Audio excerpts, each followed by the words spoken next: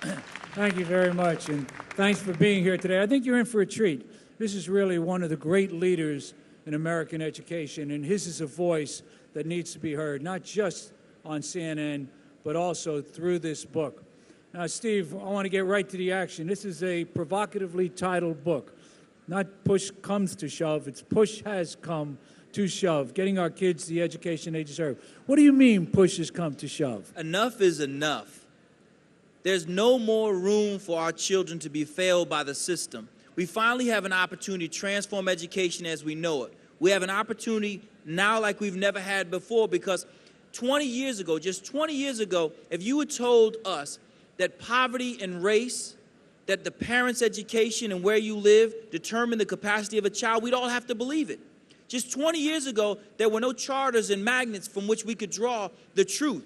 And now we've seen, with successful schools and classrooms all over this great country, in some of the worst performing school systems in the nation, these great opportunities for education are taking shape.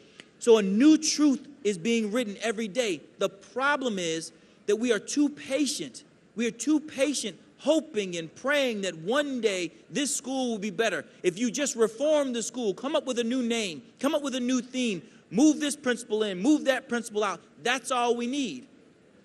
I don't think we have any more time to waste. We have given up all the children that we can. We cannot afford to lose another generation. If you do not work in education, if you have not been on the front lines, I am telling you that it's worse than you could ever imagine. The circumstances are far more dire than you could ever imagine. So the good part of it is that we have solutions. They are at our fingertips. We absolutely know how to solve these problems. Push has come to shove. Enough is enough. So you're telling me and trying to tell these people that a kid who grows up in poverty in a very challenged family with all the disadvantages, we can educate those kids to the top of the rung? You're talking about two kids once upon a time who did grow up in those circumstances, and many more who are growing up every single day. If we are America, if we truly are the America that we say that we are, then we have to believe, even if it were not true, Joel, that it's possible that every single child in America can be educated. Think about it for a second. We know for a fact, because we've seen example after example of successful schools, they are not anomalies. You simply can't write them off anymore. Jeff Canada, we've seen his work. Ron Clark, we've seen his work. So many. Eagle Academy, you can go through the country and run your hands across great school after great school. And what they say, the opponents of it, the teachers' unions, and all those people who support the status quo and failing children, they will tell you that there's something different about those kids. You got to pick those kids, and that's why it's successful. They're only successful because, I believe they're only successful because they're designed to work. I believe in every fiber of my being that the reason why some children are successful and some children are not is simply stated, the school they are forced to attend. If your family has the means and the wherewithal to send you to a good school, life is going to go all right for you. It doesn't mean that they're so smart just because they have more money. Some of us might have met some people who seem to be really wealthy, not necessarily smartest people we run into. But if you have the resources to make sure a child is in a great school, you can make things better. And because we as a school continue to grow, I mean, I don't just play a principal on television, I really am one. I was at work this morning and came down here from Hartford to make sure I had a little conversation with some of my new friends. What we see when we visit schools is that it is what's happening in the school. When you find the most successful schools, what you will find is children who want to be there. We often see children and we call them smart because we see them doing something that they love. I don't know that they're so smart, they're just inspired. And we can create inspiring educational experiences every single day for every single child who has been given breath in this country. You know, like you just said, you're not just a TV, even though you're a TV commentator, you're not a TV principal. Why don't you tell us a little bit about Capital Prep Magnet up in Hartford? Tell us about the kids you serve, what backgrounds they're from, what colors they are, and what kind of results you're getting. Capital Prep is a year-round college preparatory, middle and high school. This year, we're going down to pre-K. One of the reasons why we're going down to pre-K is, I'll be honest with you, I hate losing. I understand somebody has to lose. I just don't understand why it's got to be me. And we keep losing because we get kids in the 6th grade who are 4 grade levels behind. I actually believe that it's criminal. If an attorney were to fail her client that way, if a physician were to fail their patients that way, if a hairdresser were to fail. Hey, talk about something. Hey, other man, than something you got to know the crowd you're in. Sometimes I step on. Slack here today. So if anyone were to fail at that rate, they wouldn't be allowed to stay within the field. They would be asked to leave, summarily thrown out. But as educators, we say, well, you know, it's poverty, it's race. At Capital Prep, 70% of our children are poor. In fact, our school is so black and Latino, this is not a joke, like it starts like a joke, but it's really not, that the state was going to close us down this year. Said that we were too segregated.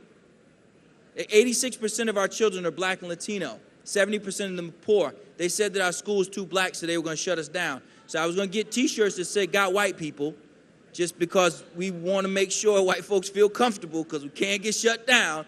So I've been out on the hunt, making sure white people feel comfortable in our little school.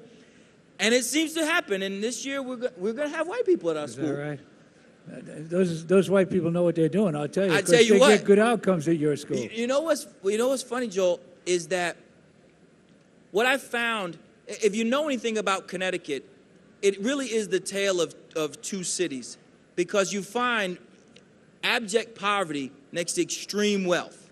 I mean, and there's no middle. There's no buffer because the state's so small, you're just crunched on top of each other. But there are these imaginary lines that they call school districts that keep some kids in and won't allow some other children to escape. And what we've seen is that children are coming from the wealthiest school districts like Avon to our school because they've seen what we can do with children from historically disadvantaged populations. And these folks are saying, well, we know a good school, and therefore we're going to send our children to that school. So the other thing you know about Connecticut, which is interesting, Connecticut's a state that performs almost at the top in the United States, but at the same time, it has the largest achievement gap between its white students and its black students. So that's an amazing fact. If Connecticut could perform so high for its white students, seems to me it should be able to solve this problem. Now, I'm about to ask you a few questions and make people think you're some kind of right-wing lunatic here. So before I do that, I want to establish a little bit about you. Tell people a little bit about your background, your politics, and so forth, so we know where you're coming from.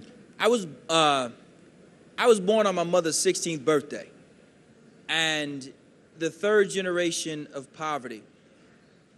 And here's what I think about that story. So what? It doesn't really matter from where you come. It's the distance traveled to where you end. And if I put too much stock in something that I had no control over, like my hue or to whom I was born, or the fact that by the time I was a freshman in college, my father was in prison, then I wouldn't be able to do my job. My job is to look into the eyes of children and see what seems not to exist, to find what only they dream of, and to do everything in our power to surround these children with people who love them so much that they are willing to do everything that they can imagine to get them to the next place. You know, it's very easy. You hear me talk about unions unabashedly, teachers' unions in particular, because they are the biggest problem in public education. It is their absolute objective to maintain the status quo because the status quo makes them get paid. Be clear. This notion of labor versus management, they're teachers and teachers. I mean, a principal was a teacher. It doesn't really... The story that I think is most important is that when I was running the organization CONCAP, which is an upward bound program, I'm not sure how familiar you are with upward bound programs, but they work only with low-income students, only who are going to be the first in their family who go to college. And for us to send 100% of those graduates on to four-year colleges isn't amazing, because I was one of those students at one point. So I'm not just a hair club president, I was also a client. And what I saw troubled me. I saw children that I would work with over the